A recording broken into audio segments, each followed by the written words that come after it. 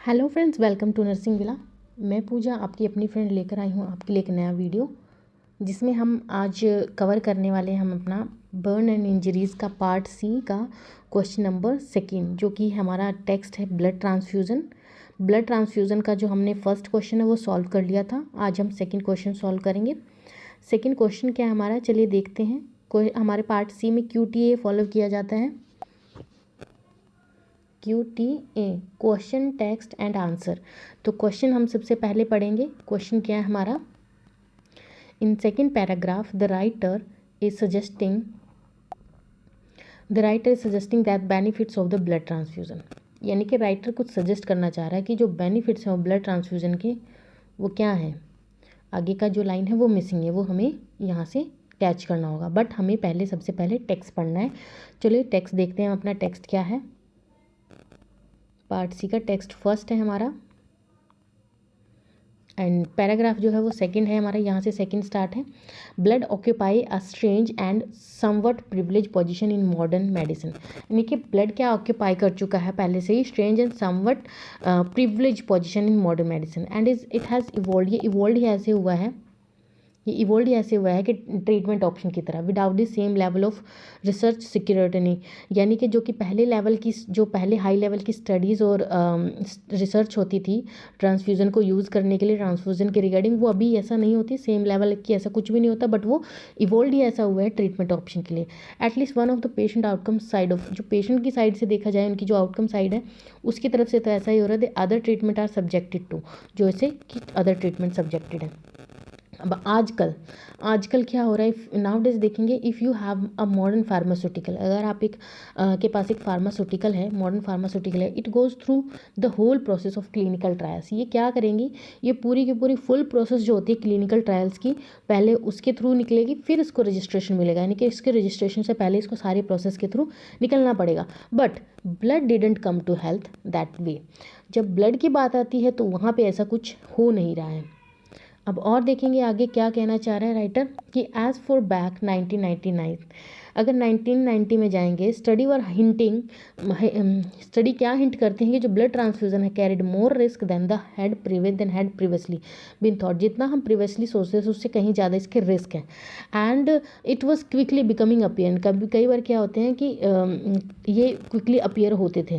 That the mayor fact a patient received a blood transfusion. And जो क्या होता था कि ब्लड ट्रांसफ्यू जब पेशेंट रिसीव करता था एंड यहाँ पे क्या होता है, रिस्क फैक्टर्स होते थे and in some instant were associated with the और जिनके जो क्या होते थे, बहुत ही पुअर आउटकम्स भी होते थे कि उनके रिस्क है कि उनको कुछ हो सकता है, उसकी वजह से कुछ प्रॉब्लम हो सकती है, तो उनकी इग्नोर करके अगर हम ब्लड ट्रांसफ्यूज़न करते थे तो उनके जो आउटकम्स भी होते थे बहुत पुअर होते थे। कुछ ऐसा कहना चाह रहा है हमारा राइटर। तो चलिए अब हम चलते हैं अपने ऑप्शन की तरफ।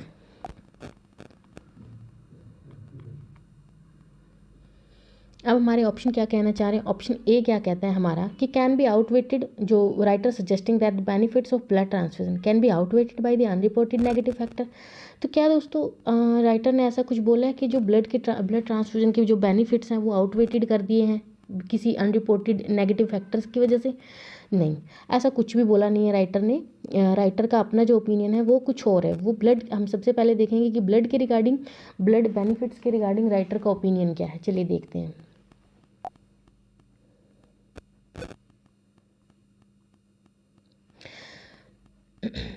Blood occupy and some occupy strange and privilege somewhat privileged position in modern medicine, and it has evolved as a treatment option without the same level of research security। यानी कि एक ये तरीके क्या है, इसको प्रिविलेज मिल चुकी है और ये इवोल्व ही ऐसा हुआ है कि ट्रीटमेंट ऑप्शन ही है, कोई सेम स्टडी नहीं हो रही है हाई लेवल की पहले जैसे होती थी। पेशेंट के आउटकम से भी ऐसा ही हो रहा है। अब यहाँ पे इन्होंने बोला कि नाउ डेज, आप देखेंगे आप जब किसी से बात करते हैं तो हम पहले बोलेंगे अरे ऐसा हो रहा है ऐसा हो रहा है, बट आजकल तो ये चीज़ चल रही है। जब हमने ऐसा बोला तो यहाँ से हमें हिंट मिल रहा है कि यहाँ से ओपिनियन स्टार्ट है जो हमारे राइटर का।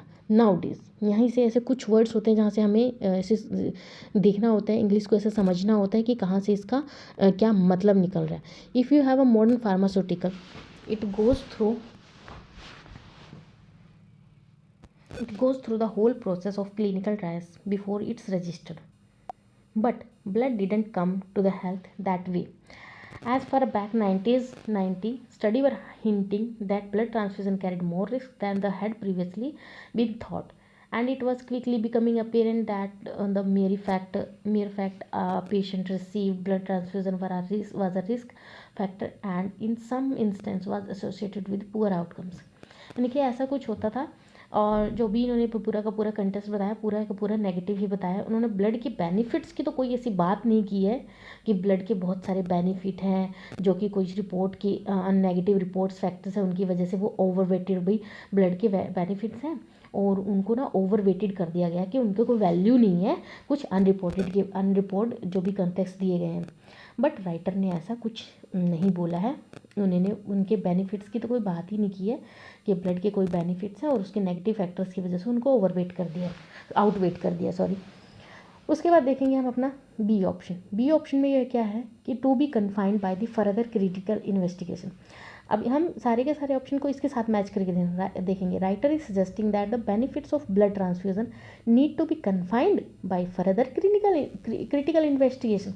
अच्छा देखिए, क्या राइटर, आपने टेक्स्ट पढ़ा, टेक्स्ट को समझा, मैंने आपको समझाया, क्या आपको ऐसा लग रहा है कि राइटर ऐसा कुछ सजेस्ट कर रहा है कि जो बेनिफिट्स हैं ब्लड के ट्रांसफ्यूज़न के उनको ज़रूरत है कन्फाइंड करने की बाय क्रिटिकल इन्वेस्टिगेशन, कुछ क्रिटिकल इन्वेस्टिगेशन की जाएगी उसके बाद ब्लड के कुछ बहुत सारे बेनिफिट्स निकल के आएंगे, ऐसा कुछ बोला है? नहीं, ब्लड जो राइटर का ओपिनियन वो नेगेटिव ही शो हो रहा है। आप पूरा का पूरा कंटेक्स्ट देखेंगे आपको कहीं पे पॉजिटिव दिखा ही नहीं है।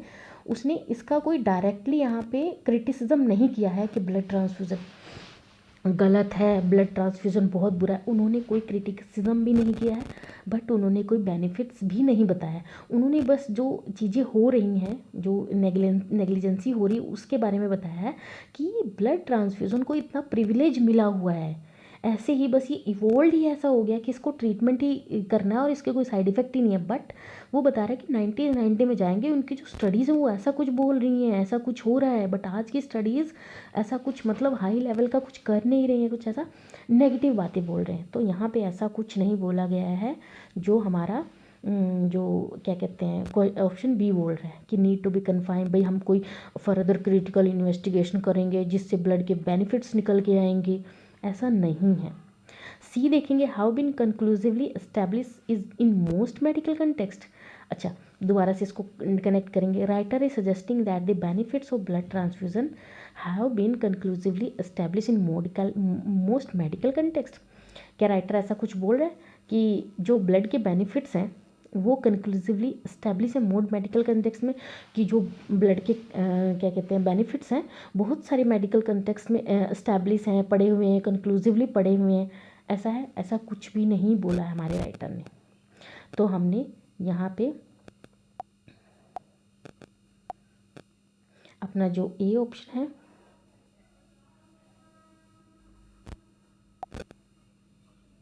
उसको भी रिजेक्ट करते हैं, बी को भी, सी को भी, हमारे पास बचता है डी देखते हैं। के राइटर बोलना चाह रहा है कि writer is suggesting that benefits of the blood transfusion may not always guarantee that it's the safest treatment option. अच्छा ये हिंट कर रहा है, कुछ राइटर की जो बातें हैं थोड़ा सा नेगेटिव वे में उस तरीके से कुछ बात कर रहा है ये ऑप्शन कि मे नॉट, जो ब्लड के जो बेनिफिट्स हैं वो हमेशा कोई गारंटी नहीं है कि सेफेस्ट ट्रीटमेंट ही है, ऐसा कोई बोलना चाह रहा है। चलिए देखते हैं अपने टेक्स्ट में टेक्स्ट क्या कहना चाह रहा है। टेक्स्ट के अकॉर्डिंग देखेंगे राइटर क्या कहना चाह रहा है। अच्छा अब मैंने बताया था आपको कि जो राइटर का ओपिनियन है यहाँ से स्टार्ट हो रहा है नाउडेज से। Nowadays if you have a modern pharmaceutical, ठीक है, and it goes through the whole process of clinical trial before it's registered but blood didn't come to, ठीक है, ये बात भी हाँ भाई ऐसा बोल रहे हैं कि ये भी गलत बात है कि अगर फार्मास्यूटिकल्स वाले सारी प्रोसेस को फॉलो कर रहे हैं उनके रजिस्ट्रेशन से पहले, पर ब्लड के लिए ये सब चीज़ें क्यों नहीं हो रही, ये भी गलत बात है।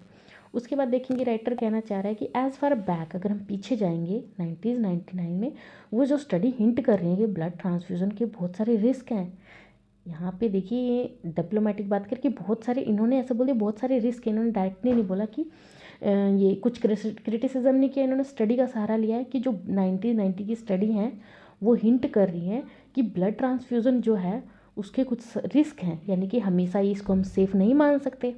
ओवरऑल पेशेंट जो हमारा राइटर है यही कहना चाह रहा है कि हम इसको सेफेस्ट मेथड नहीं मान सकते क्योंकि इसके रिस्क हैं, जैसे कि previously been thought and it was quickly become apparent, और ये क्विकली अपीरेंट भी हो जाते थे। And mere fact that patient received blood transfusion was a risk factor and in some instance was associated with the poor outcomes। उनके बहुत सारे poor outcomes होते थे।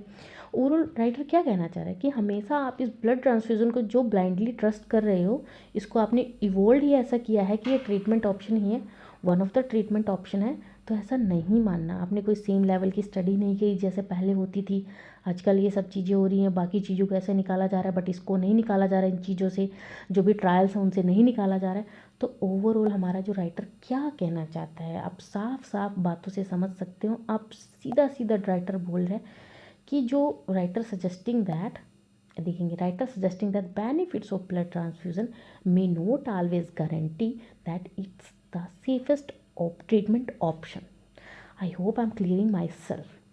आपको बहुत अच्छे से समझाया मैंने। मुझे लगता है कि किसी भी बच्चे को समझ में आए, जिसको इंग्लिश नहीं भी आती उसको भी समझ में आ गया होगा।